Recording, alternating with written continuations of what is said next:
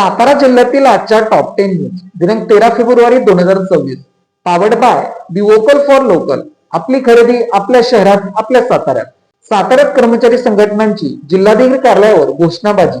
समन्वय समितीचे जिल्हा प्रशासनाला निवेदन. कामगार व शेतकरी कायद्याचा निषेध. शिक्षक, शिक्षकेतर राज्य सरकारी, निमसरकारी, नगरपालिका, अंशकालीन, कंत्राटी विविध कर्मचारी संघटनेच्या कृती समितीच्या वतीने सातारा जिल्हाधिकारी कार्यालयावर जोरदार घोषणाबाजी करत धरणे आंदोलन करण्यात आले. विविध संघटनांच्या सदस्यांनी घोषणांचे फलक घेऊन राज्य शासनाचे लक्ष वेधून घेण्याचा प्रयत्न केला. शेतकरी, असंघटित कामगार तसेच शिक्षण क्षेत्रातील विविध कायद्याच्या संदर्भाने कामगार वर्ग अडचणीत आला आहे. या धोरणांचा यावेळी निषेध करण्यात आला. तब्बल 4 पराभवानंतर शशिकांत शिंदेचा जबरदस्त कमबॅक. कोरेगावमध्ये महेश शिंदेंना हादरा. तब्बल 4 पराभवानंतर तुजबुरी खचून न जाता शशिकांत शिंदे व त्यांच्या कार्यकर्त्यांनी आपली जिद्द चिकाटी कायम राखत जिल्हा परिषद पंचायत समिती निवडणुकीत यशाची फळ अखेर चाकले. तर आमदार महेश शिंदे यांच्या सत्तेत मजबूर असणाऱ्या समर्थक कार्यकर्त्यांनी गृहीत धरलेला गणिताचा परिपाक त्यांना वजाबाकीकडे घेऊन गेला. झाडारी प्रकरणी सुशांत मोरेच्या लढ्याला अखेर यश.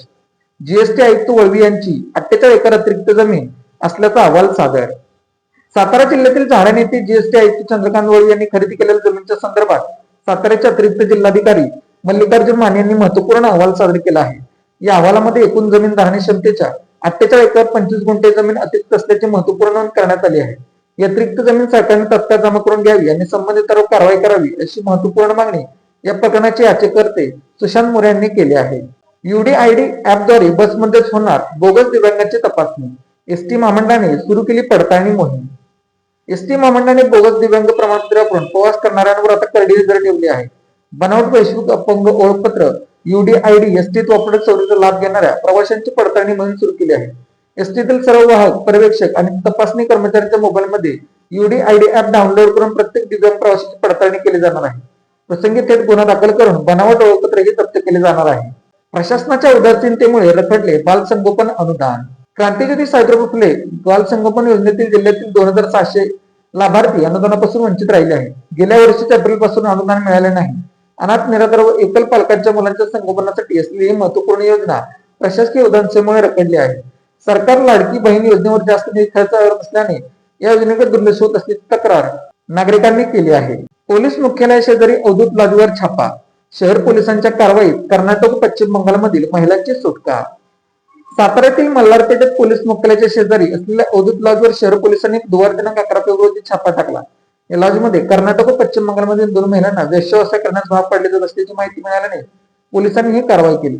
संबंधित महिलेची सुटका करून पोलिसांनी लॉजचा चालक याच्यावर गुन्हा दाखल केला आहे.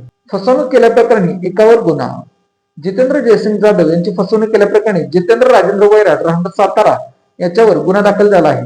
जितेंद्र वैराट यांनी जितेंद्र जाधव यांच्या मालकीचा टेम्पो नोटरी करारनामा करून दिनांक 19 मार्च 2024 पासून नेला होता.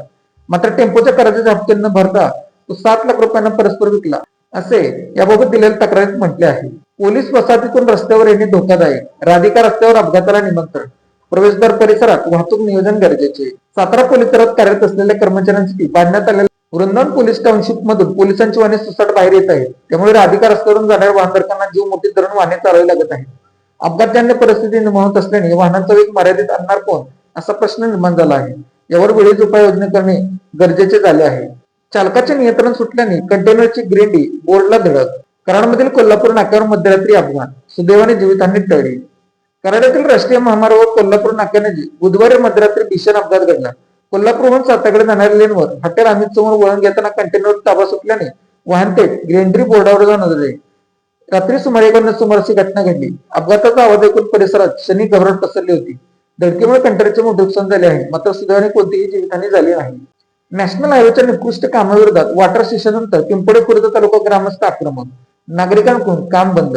सातारा लोणंद मार्गावरील नॅशनल हायवे क्रमांक 965D चे काम निकृष्ट दर्जा होत असल्याच्या आरोपांमुळे वॉटर स्टेशन नंतर पिंपळे खुर्द येथील ग्रामस्थ आक्रमक झाले असून नागरिकांनी आंदोलन करत काम बंद पडले. या घटनेमुळे परिसरात काही काळ तणावपूर्ण वातावरण निर्माण झाले होते. ग्रामस्थांनी संबंधित तक्रार प्रशासनाकडे वारंवार तक्रारी करूनही कोणतीही ठोस उपाययोजना केली जात नसल्याचा आरोप करण्यात आला. यामुळे ग्रामस्थांनी एका रस्त्यावर उतरून जोरदार आंदोलन करत सुरू असलेले काम बंद पाडले. Made in Satara bags. Satara शहरातील महिलांनी बनवलेल्या उत्तम प्रकारच्या बॅग. संपर्क 9594 415 115. Lalit tailors. Look good feel good. शाळा, कॉलेज, विविध व्यवसाय या ठिकाणी लागणारे जॅकेट बनवून मिळवण्याचे योग्य ठिकाण. पवई नाका, सातारा. अशाच बातम्यांसाठी जिल्हा सातारा या यूट्यूब चॅनलला सबस्क्राईब करा. व्हिडिओ आवडल्यास व्हिडिओ लाईक करा, व्हिडिओवर कमेंट करा आणि व्हिडिओ जास्तीत जास्त लोकांपर्यंत शेअर करा.